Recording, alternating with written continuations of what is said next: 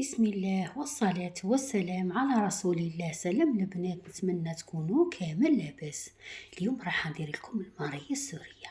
هذا الأكلة المدخنة الخفيفة والبنينة، وزيد رايحين توجدوها ليه. كي ديروها تعرفوني على واش راني نهدر. بلا ما نطول عليكم نروحوا لطريقة التحضير. أنا هنا خديت من الدجاج عندي فخذ كامل وربع صدر، رحيتهم في الأشوار وجبت حطيتهم في بول، ونجي نتبلهم ملح، فلفل أسود، فلفل أحمر، كزبر، توابل الدجاج، وعندي زنجبيل. هنا نص مغرفة كبيرة تاع معجون الفلفل الحلو، طبعا كنت درتها معكم من قبل. وهنايا قطعت فلفل حار، بصلة، معدنوس، قطعوهم البنات رقيق خلاص. ردوا بالكم ترحيوهم لي في الأشوار يطلقوا الماء، لازم تقطعوهم بالموس وتركوهم. عندي حوالي 3 مغارف كبار تاع زيت،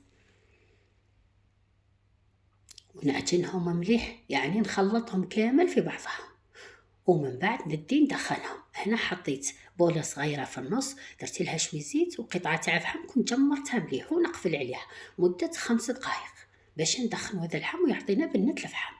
نجيو باش رايحين ندهنوا من فوق، درت هنا شوية معجون الفلفل الحلو، وزدت له شوية زيت، ومغرفة صغيرة فلفل أحمر، ونخلط مليح.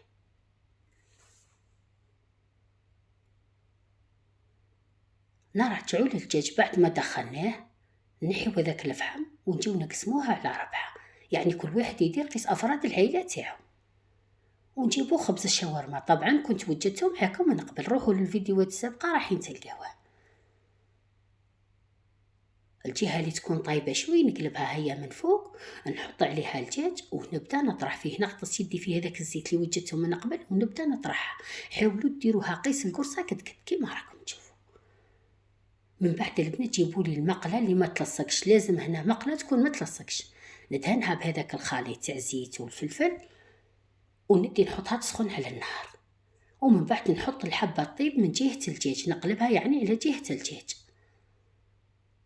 وندهن الخبز من فوق. كي نحسها طابت نجيب نقلب عليها طبسي ونقلبها،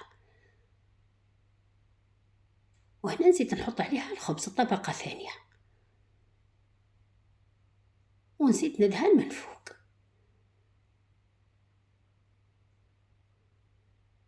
كي تحسوها طابت زيدوا أقلبوها بنفس الطريقة.